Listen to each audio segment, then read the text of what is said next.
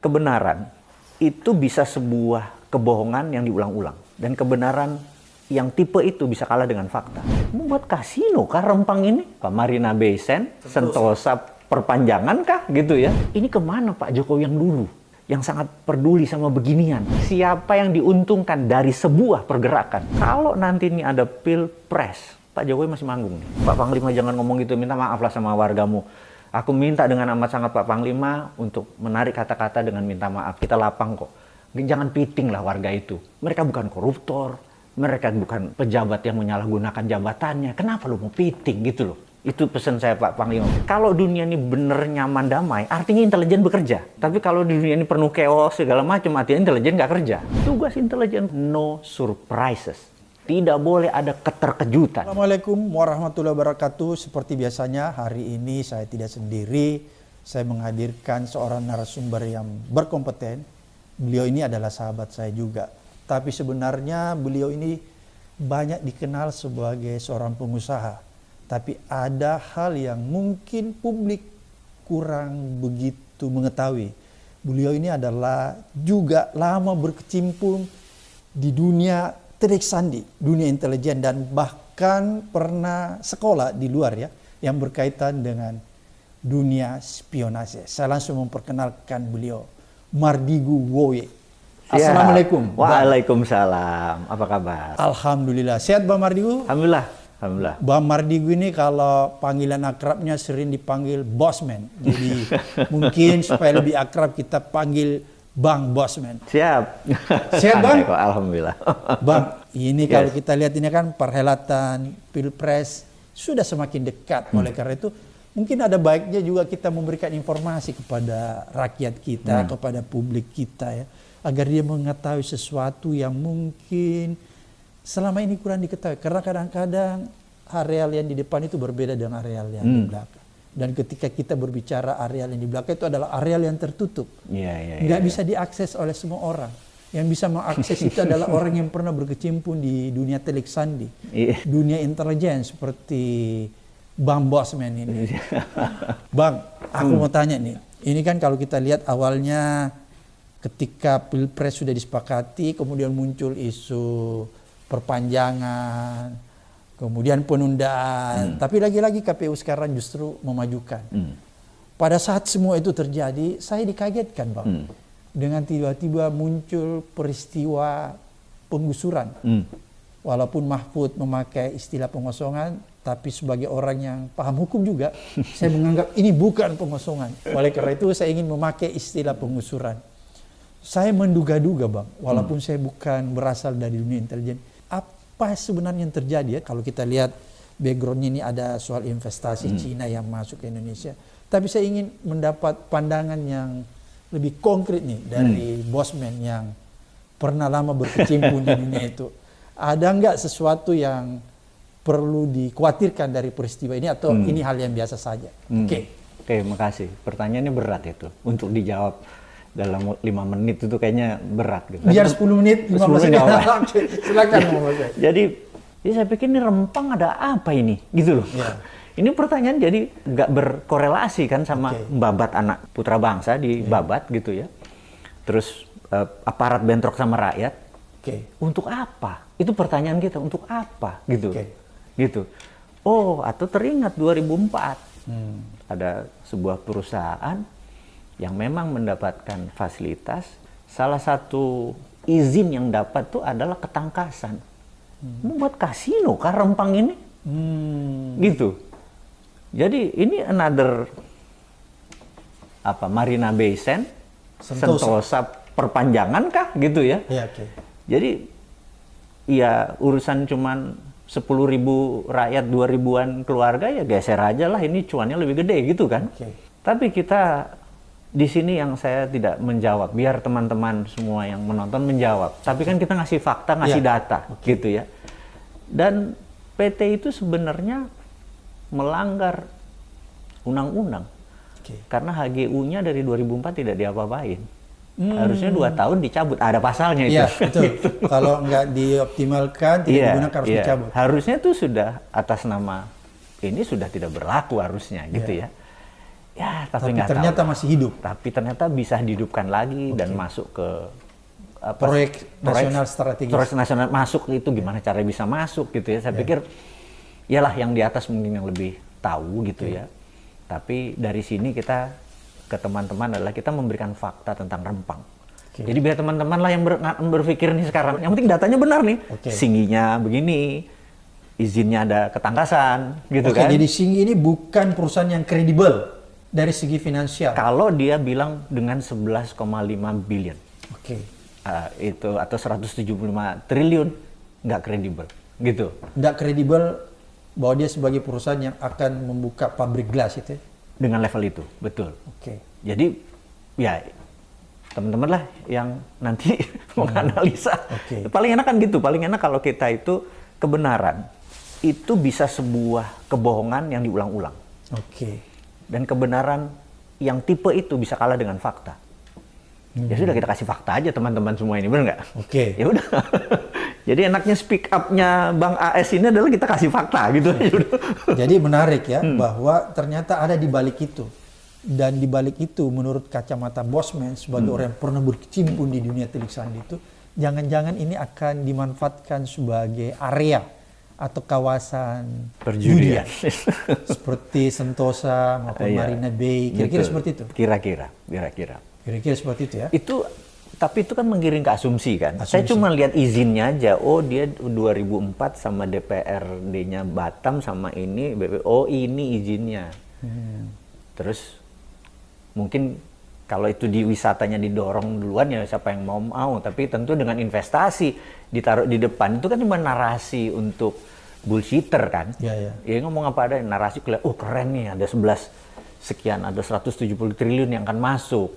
Gelondongannya dilihat. Itunya dia lihat gitu. Tapi behind-nya itu aslinya ya teman-teman yang buat keputusan deh gitu. Saya senang di zaman sekarang ini netizen. Karena generasi kita kan generasi digital dan mereka yang milenial tuh usianya 43 ke bawah, zilenial tuh 25 ke bawah. Jadi mata pilih 17 sampai 45 tahun, range itu kira-kira ada 60% populasi itu, bahkan ada yang bilang 65% populasi di 2024 gitu. Dan mereka termasuk yang akan menentukan nanti siapa jadi pemimpin ya. Iya. Jadi kita ya tidak terlalu terpikir mereka-mereka yang tidak melek digital ini, ya kan, yang usianya di atas ya kayak kita lah, angkatan 50 ke atas ini sebenarnya tidak terlalu update. ABG, angkatan babe gue. Nah, jadi waktu ada isu lah pejabat bilang nanti ada investasi ya kan pabrik kaca atau gelas di sini namanya Singgi dan akan membuat produsen nomor 2 terbesar di dunia, apa yang dilakukan oleh netizen dan itu tersebar maksudnya di Bosman punya YouTube, Bosman punya IG, Bosman punya Facebook, itu segala macam langsung mereka menyebar bahwa Singgi itu listing di bursa Hong Kong. Langsung saya bilang mau cek, langsung tim kita cek. Kita lihat asetnya, bener nggak? Dia mau naruh 11,5 billion atau sekitar 175 triliun gitu. Kita bilang salesnya aja cuma 2,3 billion dolar nih saya pikir gitu. Terus profitnya free cash. Jadi kalau kita tuh kalau bisnis tuh kita nggak peduli sama omset, kita nggak peduli pada profit, kita nggak peduli pada apapun, tapi ada satu yang kuncinya nih kalau kita pebisnis, teman-teman yang muda nih pasti paham nih. Yang kita lihat adalah free cash flow. Free cash flow-nya cuma 41 juta dolar. Kalau seluruh aset dicairkan, dia nyetor 30%. Duit dari mana ini dia mau bangun, bener nggak? Terus kita impossible ya. Jadi kita bilang ini dari mana cara dia ngebangun gitu ya? Ini pejabat kita dibohongin. Bener nggak? Atau kita dibohongin pejabat gitu aja kan kita. Atau ada kerjasama, saling membohongi. Terus yang kedua adalah dia mau buat pabrik nomor 2 gelas terbesar di dunia. Langsung kita cek 10 atau 9 pabrik gelas terbesar di dunia. Nomor 1 Beijing Glass, dulu namanya Peking Glass, berdiri tahun 40. Yang kedua perusahaan Perancis, yang ketiga perusahaan Amerika di Pennsylvania gini. Nggak ada namanya Singgi Glass gitu loh. Nggak ada itu ya? Itu bilang. Terus dia 2 tahun yang lalu di Gresik dia buat PT Singgi Glass Indonesia. Katanya mau invest 700 juta dolar. Belum berdiri itu pabrik sampai sekarang gitu ya. Ini menarik Bang, kenapa saya katakan menarik Bang Bosman? ini kan tiba-tiba jadi kredit, jadi krusial di tengah-tengah sebentar lagi kita melakukan perhelatan Pilpres. Apakah tidak ada spekulasi ke arah sana bahwa tragedi Rempang ini seolah-olah atau ada kemungkinan bagian dari skenario untuk menciptakan sesuatu yang saya juga nggak mengerti, yang ada kemungkinan mungkin punya motif-motif lain di dalam rangka Pilpres. Itu yang baru saya mau omongin barusan, bahwa entah bagaimana, saya mungkin orang yang konsisten mengatakan bahwa 2024 tidak ada Pilpres. Ini menarik. Konsisten. Karena sampai detik ini ya? Sampai detik ini. Meragukan adanya? Meragukan. Oke. Gitu. Karena data tidak menunjukkan ke arah sana. Walaupun KPU seolah-olah hebat nih, memajukan. Iya. Oke. Jadi dengan angka 125 triliun anggaran untuk Pilpres, dan anggaran itu tidak murah, karena belum turun semua. Apa yang terjadi dengan chaos masyarakat ini akan dibuat dalil bahwa perpanjang 3 tahun deh, atau perpanjang 2 tahun deh, gitu ya. Gitu. Itu tuh bahasa Jawa tuh masih dalam hati tuh saya getem-getem, aku masih nggak percaya gitu ya. Jadi saya tidak anti pemerintah saat ini. Oke. Saya tidak anti pejabat saat ini. Oke. Kebijakannya kadang-kadang saya kritik. Oke. Kebijakan gitu ya, yang pro oligar terutama. Tetapi kita melihat sekarang kecenderungan gitu ya. Kok gelisah sekali dia untuk turun. Tapi ada hal yang menarik, dia ini populer. Karena 80% ke atas kesukaan masyarakat terhadap dia. Sementara kalau pengalaman kita kepuasannya. Nah, sementara kalau kita lihat di dunia politik di seluruh dunia, tentunya bukan di Indonesia aja, biasanya seseorang di 1 tahun masa akhir jabatan tuh kena yang namanya lame duck effect. Efek bebek lumpuh. Jadi semua pemimpin di injury time ya, begitu ya? Di injury time. Jadi contoh bebek lumpuh itu misalnya di pemerintahan yang lalu Pak SBY gitu ya. Di tahun 2004 begitu dia menjabat, itu kalau misalnya dia manggil siapalah, nama konglomerat lah, Franky Wijaya lah, Antoni Salim, itu jam 2. Itu jam 12 sudah nunggu. Bener nggak? Oke. Tapi begitu 2 tahun sebelum masa jabatan, mungkin kalau dia manggil beberapa orang, saya nggak sebut nama, ada yang masih di luar negeri lah, tunggu besok lah, ada alasan. Gitu ya. Nah, sama, zaman Obama begitu, zaman Clinton begitu, zaman Trump begitu, last minute itu udah kabur semua. Ada hal yang dijaga. Beda dengan Pak Jokowi. Last minute siapa pun panggil jam 2, jam 11 kalau perlu. Kalau perlu dia bertenda di sana untuk tidak meleset datang jam 2 gitu. Dia tidak kena lame duck effect. Si siapa nih? Pak Jokowi. Dan ini powerful sekali karena jarang pemimpin seperti itu. Gitu ya. Jarang. Nah, efek lame duck ini yang tidak berefek pada dia membuat jadi terpikir, kalau dia diperpanjang 3 tahun, siapa yang protes? Yang 20% kan? Kira-kira, bener nggak? Yang itu berbeda platform politik. Atau kalau gue mau jadi wakilnya Pak Prabowo, gue cawapres, siapa yang mau ngelawan? Bener nggak? Jadi menurutku kalau nanti ini ada Pilpres, Pak Jokowi masih manggung nih, gitu. Bisa lewat anaknya, bisa lewat orang pilihannya, atau dirinya. Ini analisis Bosman berdasarkan pengetahuan intelijennya? Pasti. Kegelisahan ini sudah lama. Ini informasi intelijen ya, Bang? Pasti, karena kan kita melihat psychological faktornya atau psikometrinya kita ukur. Psikometrinya, gitu ya. Jadi setiap presiden mulai dari Pak Harto, maaf ngomong, tahun 91, itu pribadi saya ngitung psikometrinya. Bukan saya menginterview beliau, tapi dari orang terdekatnya. Sehingga psikometrinya ini kita, Pak Karno aja saya nggak bisa ngukur karena saya nggak pernah ketemu dia gitu kan. Dan gitu. Kita masih kecil pada saat itu. Masih kecil. Jadi psikometri ini menentukan beliau. Jadi contoh psikometri Pak Jokowi. Correct me if I'm wrong, tapi ini data yang saya dapat sejauh ini. Beliau kan tinggal sama Pak D-nya, gitu ya. Nah, dia tuh sangat mengerti tinggal di rumah orang lain. Sehingga secara bawah sadar, dia itu sangat perhatian sama orang yang terzolimi.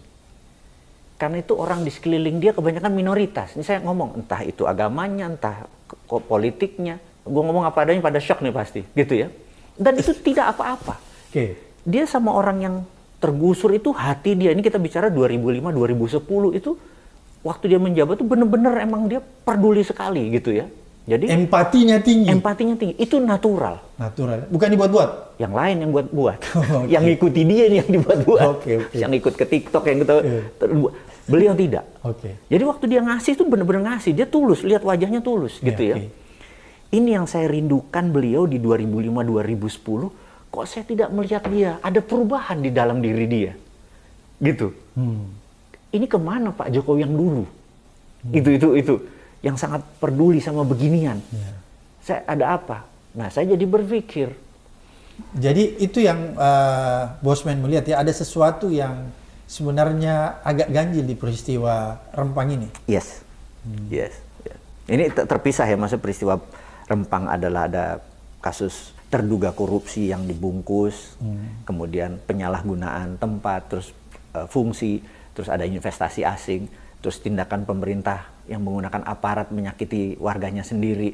Itu kan bertumpuk-tumpuk ini kalau sekarang ini kan, gitu. Gitu. Jadi saya pikir ini harus clear kita ngelihatnya nih.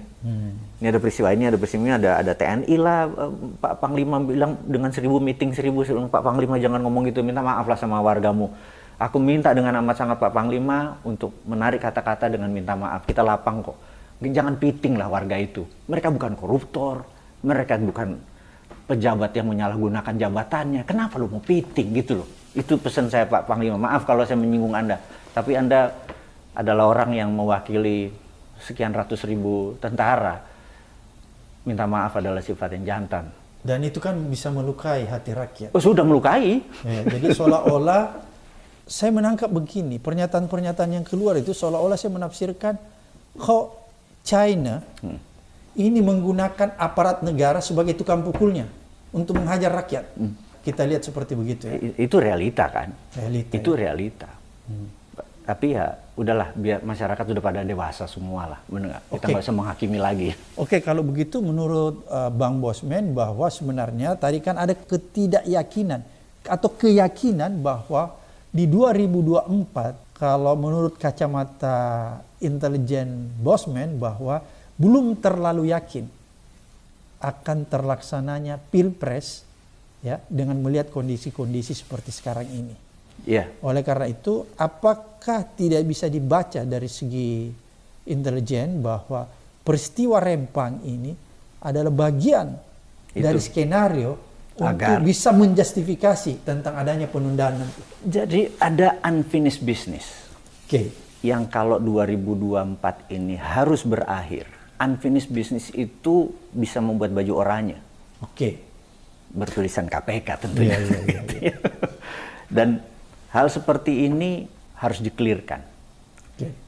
Mungkin dia minta 2-3 tahun untuk membersihkan IKN lah, membersihkan Labuan Bajo lah, membersihkan Mandalika lah, membersihkan kereta cepat, membersihkan bandara yang nggak ada isinya, membersihkan BUMN yang dikasih semua proyek tapi semua proyeknya rugi gitu ya. Terus terakhir Rempang yang mencederai hati gitu ya.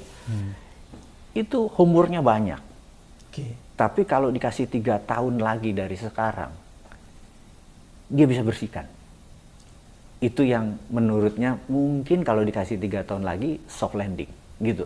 Tapi kalau 2024 hard landing. Jadi kalau ini di-create untuk sebagai ketidakstabilan dan membuat ini adalah tool untuk pembenaran, untuk menunda, ya monggo. Saya tidak heran. Dan saya pun nggak protes di jalanan. Gitu. Kenapa? Karena ini kan melanggar konstitusi sebenarnya.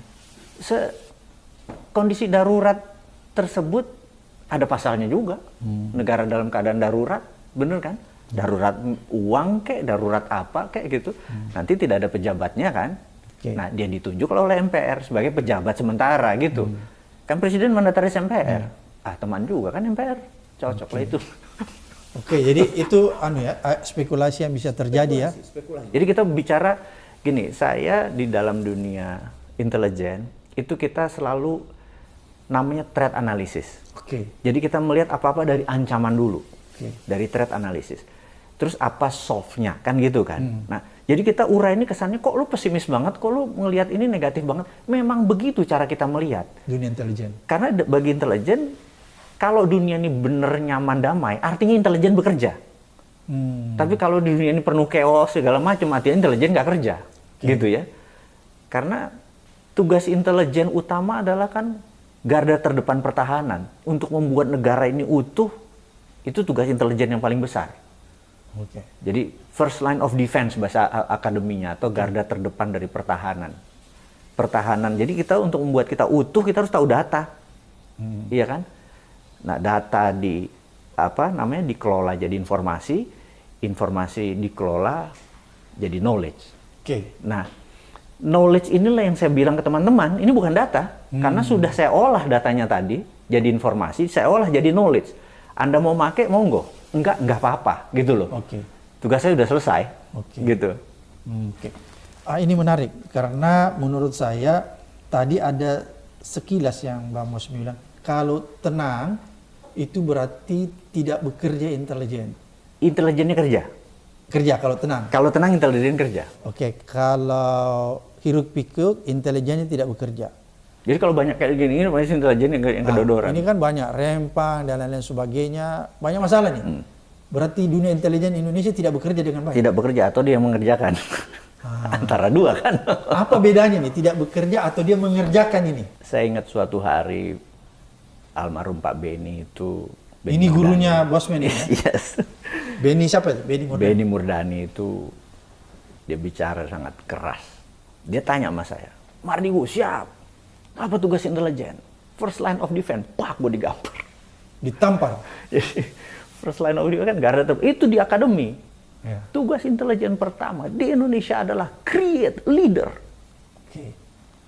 Tugas nomor 2, siap. Salah jenderal daripada gue salah lagi, bener nggak? Wah, lebih aman. Tugas kedua adalah no surprises. Tidak boleh ada keterkejutan. Nah, itu kunci tuh. Itu beda intelijen kita sama intelijen luar, beda ini. James Bond sama kita beda. Iya. Nah, ini bapaknya intelijen gitu kan, yang di sini ya meluruskan dia bahwa no surprises. Nggak boleh ada keterkejutan. Nggak boleh ada keterkejutan. Jadi kalau kita lihat saat ini ada macam-macam, tapi ada yang tidak terkejut. Dia bermain, bener nggak? Oke. Terus kedua, siapa sponsornya? Gampang lihatnya. Who is benefiting? Siapa yang diuntungkan dari sebuah pergerakan? Dari sebuah peristiwa. Dari sebuah peristiwa. Itu dia sponsornya. Oke, kalau begitu, Nah, jadi dalam nih, Pak. kasus rempang ini, kalau kita mencoba meneropong, Who's benefiting? Ya, Siapa yang siapa yang diuntungkan? diuntungkan? Teman-teman lah yang tahu. Nggak Jangan bisa. kita. Ini kita perlu mendapat ilmu nih, dapat bocoran intelijen dari seorang Pak Mardigu. Jangan, kita nggak membuat critical mind mereka berpikir. Saya pengen anak-anak muda, remaja yang ini kritisnya keluar dengan data ini. Oke, kalau begitu saya coba. Apakah yang diuntungkan pemerintahan Indonesia atau para oligarki Indonesia yang punya hubungan bisnis dengan China? Iya aja gitu deh. Gampang kan? Iya. Gitu. Kira-kira mana tuh? Kemungkinan adalah para oligar dan pejabat yang disponsori oleh Tiongkok. Udah gitu aja. Sorry teman-teman, saya nggak nyebut China karena China itu adalah ras bagi saya. Tiongkok adalah negara. Oke, jadi kita memakai istilah Tiongkok saja untuk sementara. Kalau Chinese atau China itu nanti disebut adalah ras. Selama dia pasportnya hijau dan berlogo Garuda, dia Chinese, dia saudara kita, bener nggak? Iya. Tapi ini kan kita sebut RRC, Republik Iya, China. atau Tiongkok gitu aja lah. Oke. Ini bahasa kita aja supaya membedakan. Oke, jadi supaya kita nggak berarti anti sama Cina, nggak anti gua. Oke. Tapi gua pendapat Tiongkok sebagai negara, nation interest-nya Tiongkok bisa jadi nation threat-nya Indonesia. Itu yang saya peduli. Dan Oke. Dan kenapa? Karena Indonesia tidak punya nation interest. Itu betul. Nggak pernah. Akhirnya kita ikut platform negara lain nation interest-nya. Nah itu jadi emosi gue. Jadi begini Bang Bosman, saya udah amati. Dari semenjak tahun 98 Pilpres di era demokrasi, saya tidak pernah lihat seorang calon presiden atau kandidat presiden mengemukakan apa itu menjadi national interest Indonesia. Coba lihat mulai dari reformasi itu ada sampai detik ini. Calon-calon yang ada sekarang pun nggak pernah memperlihatkan. Iya, Indonesia mau kemana? Quo vadis Indonesia. Kita mau nanya, lu mau bawa kemana Indonesia ini? Betul. Gitu, kalau kan? kita tanya, apa national interest? Yang dia jawab visi misi. Iya. Kan celaka. Kan beda itu kan? Beda. Nah, itu. Oke, menarik nih analisa Bung Bosman. Kalau begitu, boleh saya katakan bahwa memang pemerintahan ini atau rejim ini terlalu memberikan privilege ya terhadap terlalu RRC. sayang dengan investor. Jadi Kalimatnya udah. Terlalu sayang dengan investor Cina atau government China? Jadi satu kayaknya. Oh satu ya? Jadi satu. Jadi saya ngomong apa adanya gitu ya. Jadi terlalu sayang sama investor. Jadi gini, kita berharap, ini contoh ya. Pada saat investor masuk, katakanlah di nikel gitu ya. Karena investnya besar, dia dikasih tax holiday. Oke. Karena ada foreign direct investment. Oke. Atau foreign dari luar direct. Kalau saya bangun 20 triliun untuk membangun Makassar, saya tidak dikasih. Karena saya domestic direct investor. Kalau pribumi, Melayu, orang berdarah NKRI dikasih semua kemudahan seperti asing, kita juga lincah kok. Bener nggak? Bisa bersaing ya? Bisa bersaing juga kok. Dan bisa jadi besar. Dimanjakan? Apa karena cross border itu? Karena cross border itu memungkinkan untuk pocket money terisi. Itu, tapi gue nggak bilang bahwa ini ada lahan korupsi ya. Saya jadi menuduh. Tapi bisa jadi, gitu kan? Itu menggugah teman-teman aja gitu. Jadi kenapa kita sering? Oh kenapa kita dulu kita tidak pernah impor beras, sekarang impor, kenapa kita begini impor, kenapa cross border itu dipentingkan rupanya. Ya udah, ini pakarnya kalau urusan follow the money. Kan follow the money, follow the suspect. Oke, Bung Bosman, kan menarik nih tadi analisis Bung Bosman secara intelijen bahwa meragukan akan terjadinya. Dan kemudian kalau kita kaitkan ini banyak mulai bergejolak. Di-create ya.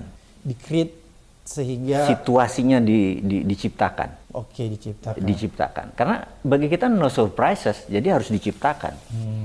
Gitu. Oke. Oleh karena itu menurut saya jangan heran kalau misalnya nanti terjadi letupan-letupan seperti misalnya Rempang. Kemudian nanti ada lagi. Harus.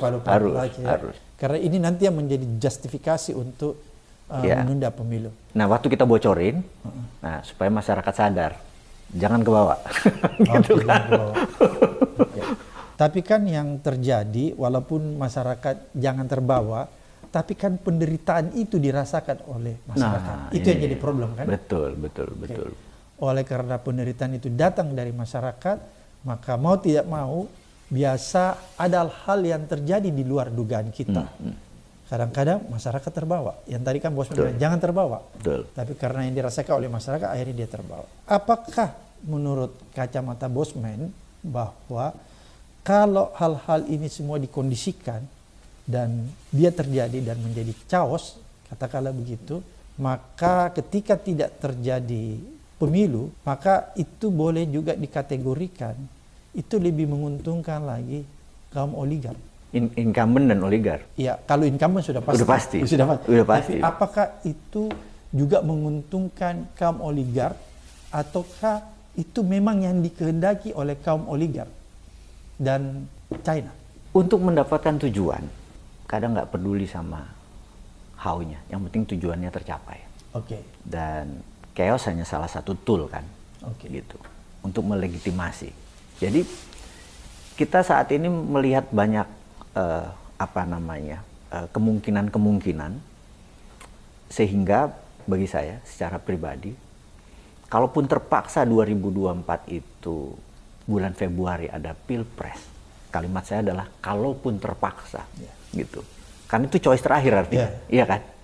Tiba-tiba terjadi. Tiba-tiba harus terjadi gitu. maka saya merasa bahwa Pak Jokowi jadi cawapres adalah besar. Ini bocoran intelijen Pak Jokowi akan jadi cawapres kalau terjadi pemilu 2024 atau spekulasi atau analisis intelijennya Bosman? Enggak, kalau kali ini belum terjadi. Belum terjadi. Jadi mungkin terbersit pun tidak. Oke. Gitu. Tetapi hal itu pasti terbersit. Jadi wakil ya? Jadi wakil. Dari wakilnya siapa tuh kira-kira? Kalau Prabowo. bocoran intelijennya. Kemungkinan besar Prabowo. Itu yang lebih memungkinkan daripada memasangkan Prabowo dan Gibran. Yes. Mana yang kemungkinan lebih besar? Jokowi akan berpasangan dengan Prabowo jadi wakil atau mendorong Gibran menjadi wakil? Kalau Gibran jadi wakil, MK harus. Iya, itu kan sudah dimulai keputusan. sekarang prakondisinya. Dan kalaupun ada, dramanya masih lebih banyak. Tidak soft. Tidak soft. Oke. Kalau Pak Jokowi jadi cawapres mah nggak ada isu. Dan itu lebih soft ya? Lebih soft. Nggak ada isu gitu. Dan tidak menimbulkan huru hara dan lain sebagainya. Iya, lebih soft. Lebih aman ya? Fans dia lebih banyak yang mendingan dia gitu ya, gitu. Mendingan dia daripada calon-calon lain. Betul. Walaupun misalnya di dalam paradigma atau di tengah-tengah masyarakat kan sudah ada nih berkembang bahwa ini kan kalau itu lagi berarti kita masuk ke dalam status quo, konservatif. Padahal kan masyarakat ingin sebuah perubahan yang besar. Apakah itu tetap akan dimenangkan oleh kelompok status quo dan konservatif kalau itu terjadi tadi pasangan itu? Kemungkinan. Oke. Efeknya itu banyak yang nggak nyoblos. Golput. Golput karena jadi apatis kan. Udahlah, nggak berubah juga nasib gua itu loh. Oh, Jadi- seperti yang terjadi di Amerika waktu Trump menang. Nah, apatis itu menolong incumbent. Gitu. Walaupun misalnya ada calon presiden yang sudah mengusung misalnya tema perubahan, tetap masyarakat lebih memilih apatis Lebih apatis. Lebih daripada apatis. akan ke bilik dan memilih perubahan. Betul.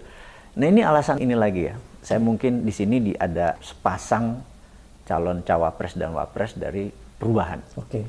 Ini kita bicara dari teori pemenangan intelijen di dalam create leader, gitu ya. Jadi dulu saya pernah cerita tentang Warren Harding effect gitu ya. Dia mungkin the worst presiden Amerika ever gitu ya, Warren Harding ini. Tapi caranya Warren Harding effect ini jadi, itu karena dia manut. Jadi suatu hari ada tiga campaign manager lah, 3 orang lagi duduk di kafe gitu ya. Ini terus ngelihat ada Warren Harding, dia tuh adalah Chicago punya senator, lagi shoe shining tuh lagi disemir sepatunya kan dulu zaman dulu duduk di tahun 19 sekian tuh kan. Iya di itu. Kayak raja. Terus mereka bilang, ini orang ganteng, tinggi, gede, vokalnya bagus, audionya bagus, mempesona, tinggi kan. Jadi orang kalau tinggi itu menang performance. Iya, jadi dia punya otoritatif. Jadi kalau tinggi, jadi Pak SBY itu tinggi, itu punya otoritatif. Seperti Bosman. Jadi kalau orang ke bawah dia inferior gitu ya, apalagi ditaruh di panggung, jadi dia punya faktor otoritatif gitu. Jadi, tapi dia nih senator loser gitu ya. Terus kita jadi presiden. Jadi gini, kita tahu presiden Amerika 1904 ke bawah atau 1915 ke bawah itu, maksudnya sampai 18 sekian, itu yang jadiin adalah JP Morgan lah, yang jadiin adalah Goldman Sachs. Jadi orang-orang yang megang duit. Kayak sekarang oligar. Ini bahkan true story. Suatu Filipina mau merdeka tahun 1898. Filipina mau merdeka dari Filipina. Filipina nanya ke Spanyol, apa syarat untuk merdeka? Bayar gue $20 billion. Di masa itu, value-nya sekarang gede banget. Terus siapa yang negara yang punya? Filipina minta Amerika nggak punya Federal Reserve. Tapi dia minta Andrew Carnegie. Andrew Carnegie itu yang punya JP, yang punya US Steel dan lain sebagainya. Dulu tuh swasta, oligar, lebih besar daripada kayak sekarang. APBN Indonesia tuh cuma 3.000 triliun. Konglomerat dan oligar tuh 10.000, 3,5 kali lebih kaya dari APBN. Dan itu cuma beberapa gelintir manusia. Sama seperti itu. Nah mereka bilang, ini bilang, ini kita harus punya calon lain nih, seperti orang baru untuk merubah spektrum politik. Ini politik. Cuman dia Gimana cara ini? Makanya mereka berkumpul. Lu bilang, lu mau jadi presiden? Kata si 3 orang ini. Mau, tapi lu ikutin. Jadi bener-bener dia scripted. Ngomongnya harus gini, ini harus gini, harus gini. Singkat cerita, dia jadi presiden. Walaupun presiden Amerika terburuk karena ini ngorupsi terus.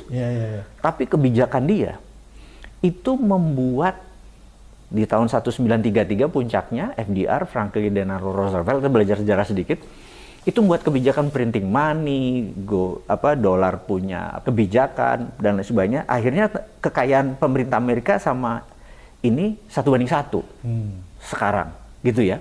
Kita ini saat ini dengan 16.000 dolar atau 1 triliun dolar, 16.000 triliun, 10.000 yang dipegang oligar, 3.000-nya PBN, 3.000-nya UKM yang 99% manusia rebutan di 3.000 ini triliun. Ini dinikmati 0,1% populasi gitu ya. Nah, kita berharap oligar ini cara ngalahin ya, karena oligar ini kan di belakang, ya udahlah nggak usah diceritain, incumbent lah pasti, karena yang punya kebijakan. Jadi siapapun ini kan dia punya, siapa yang punya kebijakan pasti di belakang. Ini kita berharap dia tuh punya campaign manager yang bisa membuat orang-orang itu tergugah. Nah, saya ngelihat mereka ini tidak ada elemen of surprise gitu loh. Itu saya ngomong apa adanya nih, supaya ini masih cukup. Maksudnya, lu kalau mau jadi... Mereka ini para calon ya? Para calon ini nggak punya elemen of surprise. Pak Jokowi itu jago elemen of surprise-nya dengan baju kotak-kotak lah, baju putih lah, ininya gini lah, main itulah, main... Dia bagus sekali. Jadi elemen of surprise itu by design, nggak ujuk-ujuk. Ini terlalu common. Terlalu biasa aja gitu loh. Yang calon-calon yang ada. Calon yang ada gitu loh. Ini aku bilang, waduh. Walaupun Anies dan Imin biasa juga ya? Iya, itu maksud saya, itu terlalu biasa. Terlalu biasa. Jadi nggak ada. Sama juga dengan Pak Ganjar biasa. Sama. Termasuk Pak Prabowo juga biasa-biasa saja. Jadi elemen of surprise itu nggak ada. Jadi saya pikir ini kalau kita mau mengadakan perubahan harus banyak keterkejutan baru tapi positif ya. Dia bawa begini, dia bawa begini. Kaget kita. Nah, kalau dia bawa begini, rubah apanya itu yang saya mau nanya. Itu jujur. Lu mau rubah apa sih? Lu aja nggak berubah kok gitu. Itu. Maaf nih ya. Karena ini tujuan kita ngomong ini bukan mau membuat seperti Bosman orang paling pintar sedunia. Ini cuman kayak wake up call aja, alarm untuk bangun kesadaran bersama-sama. Kita kan mau jadi bangsa yang nomor 1 terkaya di dunia tahun 2045. Bener nggak? Kalau nomor 7 terkaya itu mah by default, diam aja udah kaya kita. Nggak harus presidennya Putin ditaruh di sini gitu loh. Siapapun karena memang growth kita 5%. Itu kebijakan hanya 1%, 4% autopilot. Jadi kalau gue jadi presiden nih, Bosman jadi presiden, gue diem aja naik 4% tuh. Autopilot. Gitu. Jadi nggak, ya gue goblok sih kalau cuma autopilot, bener nggak? Berarti gue cuma ngurusin gitu. Harusnya itu bisa double gitu loh. Growth-nya itu bisa double. Balik tadi. Jadi yang dilakukan oleh Warren Harding dan timnya adalah elemen of surprise-nya gede. Gitu, elemen surprise. Dan elemen surprise, iya ya. Akhirnya apa yang terjadi? Kalau untuk memenangkan itu perlu 9 triliun anggap uang sekarang. Itu UKM yang nyetor. Dia menang ini moderat, modal dengkul urat ini. Nah, kita harus menciptakan Warren Harding baru, maksudnya. Ini kalah nih oligar kalau mendadak UKM bilang, kan ada 60 juta UKM. Gue kasih 1 juta dah. Throw the dice dah, lempar dadu. Kan prinsip kita, if you never roll the dice, you will never have a 6. Kalau lu nggak pernah lempar dadu, lu nggak pernah lempar terbaik kan? Gue kasih 1 juta lah, bismillah. Nah kayak gitu-gitu kalau ada 9 juta orang, 9 triliun, jadi nih barang. Dan dia tidak berhutang sama siapapun. Berarti dia bebas menentukan. Dia bebas menentukan. Buat kebijakan aja yang nanti menolong UKM, bener nggak? Itu yang gue pikir, kenapa nggak main begini? Gitu. Apa Bosman harus nyalonin? Jadi kalau menurut Bosman tetap tidak ada harapan ya kalau seperti begini saja, tidak ada keterkejutan. Kalau dari sisi ini tidak ada keterkejutan. Sementara dari sisi incumbent ada unfinished business. Jadi ini ada kepentingan namanya juga unfinished business, bener nggak? Udah keep it that way dah, lu gini aja deh, bener nggak? Pasti menang dia, gitu. Kalau analisis ini tadi yang terjadi, yang tidak ada keterkejutan dan incumbent lebih ada keterkejutannya ya. Yes. Oleh karena itu memang ada kemungkinan yang terjadi. Pertama, tidak terjadi pemilu karena adanya hal-hal yang sudah diskenariokan. Kemudian yang kedua, kemungkinan ada pemilu, tapi yang terjadi Pak Jokowi jadi wakil presidennya Prabowo. Oleh karena itu, saya ingin bertanya di Bung Bosman, menurut kacamata intelijennya, bahwa kan meragukan akan terjadinya pemilu 2024. Apakah skenario ini agak mirip yang terjadi di Filipina? Filipina kan terjadi begitu, akhirnya penundaan. Walaupun nanti pada akhirnya ada pemilu, tapi kan ada penundaan sekian lama. Dan apa yang terjadi ketika ada penundaan sekian lama? Ketika pemilu terjadi, yang naik itu adalah status quo. Sebenarnya kan bayangkan, Marcos Junior berpasangan dengan Sara Duterte. Yeah. Siapa yang nggak tahu rejim Marcos itu yang sudah memporak-porandakan? Apa kira-kira kejadian-kejadian seperti ini sepertinya mau ditiru oleh Indonesia? Ada banyak sebenarnya skenario. Erdogan melakukan, Putin melakukan, gitu. Terus Bongbong Junior melakukan, gitu ya. Jadi bukan barang baru. Punya jurisprudensi, punya kacamata lain, punya perimbangan lain. Jadi saya pikir semua ini bisa dipakai. Jadi tinker-tinker di istana itu pinter lah mereka. Mereka punya safety net semua kok. Jaring pengamannya. Udah referensinya udah cukup untuk membuat sebuah keputusan. Karena itu saya bilang tadi, kenapa saya tidak turun ke jalan? Karena semuanya cantik, gitu. Kalau tidak cantik baru Bosman turun ke jalan. Iya, karena ada pihak yang ketohok aslinya kan. Kalau main cantik oke lah. Gue salut malah. Karena itulah yang ku pengen daripada kita bener-bener kita punya lawan tanding. Kalau catur nih, wah ini Grandmaster yang main gitu loh. Iya kan? Nah kita pun jadi naik jadi Grandmaster gitu. Oke. Jadi menurut kacamata Bosman, calon yang sudah ada sekarang nih, yang diprediksi akan berkontestasi 2024, itu kan belum ada yang sepertinya bisa mengejutkan kita. Betul. Yang membuat kita ada antusiasme, Betul. ya, ada harapan yang besar, walaupun ada tema perubahan di situ. Oleh karena itu, kalaupun ini terjadi, walaupun Bosman meragukan adanya pemilu 2024 karena berbagai macam spekulasi intelijen, tapi saya coba berandai, kalau terjadi pemilu 2024, menurut informasi intelijennya Bosman, siapa yang akan keluar sebagai pemenang? Kita bicara anggap, karena ada tuh tadi Prabowo pasangan dengan Jokowi. ya, anggap kalau Prabowo Jokowi yang jadi itu no issue. No issue artinya? Selesai dia pasti menang. Satu putaran. Mungkin 2 putaran tapi menangnya Oke. besar. Sekarang kita anggap wakilnya Gibran. Benar nggak? Maka kita di pasar taruhan nih. Jadi dalam bisnis itu bertaruh itu biasa. Bid dokumen itu kan bertaruh sebenarnya. Tugas pebisnis adalah reduce risk, mengurangi risiko. Jadi kita melihat sekarang di sini ada Pak Prabowo, di sini ada Ganjar, di sini ada Anies. Pertanyaannya, siapa yang tidak mungkin nomor 3? Karena nomor 3 kan tidak masuk ke putaran kedua. Betul nggak? Iya. Pertanyaannya, Anies mungkin nggak nomor 3? Mungkin. Ganjar mungkin nggak nomor 3? Mungkin. Prabowo kayaknya nggak. Nomor 2, kecil kemungkinan Prabowo berpasangan sama Erik, berpasangan sama Gibran, apalagi berpasangan Pak Jokowi, bener nggak? Nomor 2 di tangan. 3 kecil. Ini kita pasar taruhan nih. Gitu. Anggap sekarang Ganjar sama Prabowo masuk babak kedua. Anies kemana?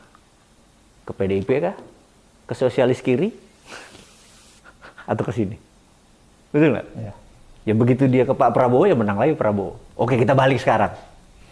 Anies 1, Prabowo 2. Merah kemana? Ke Pak Prabowo lagi, Pak.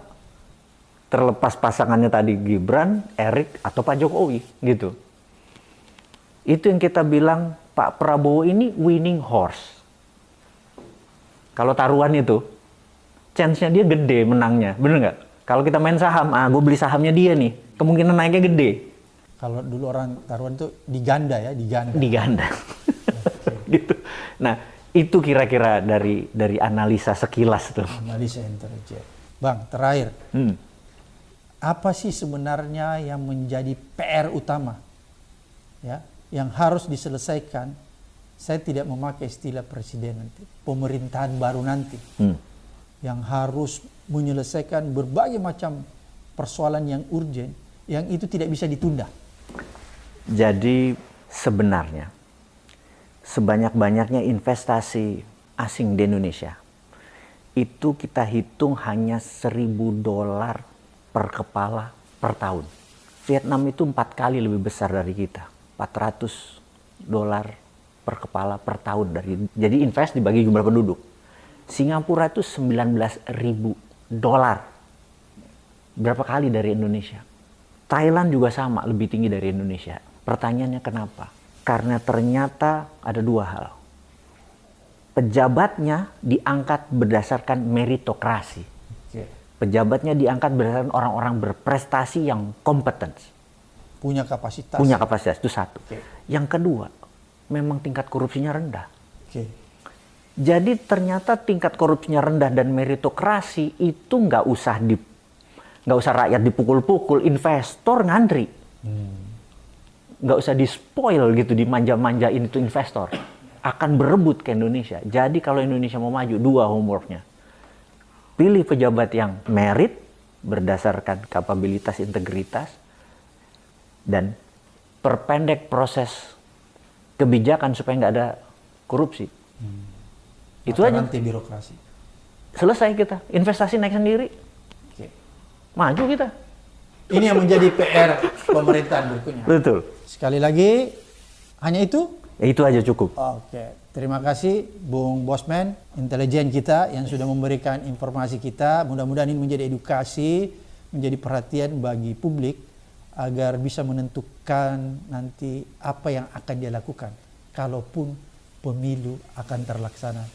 Sampai ketemu di episode berikutnya di Abraham Samad Speak.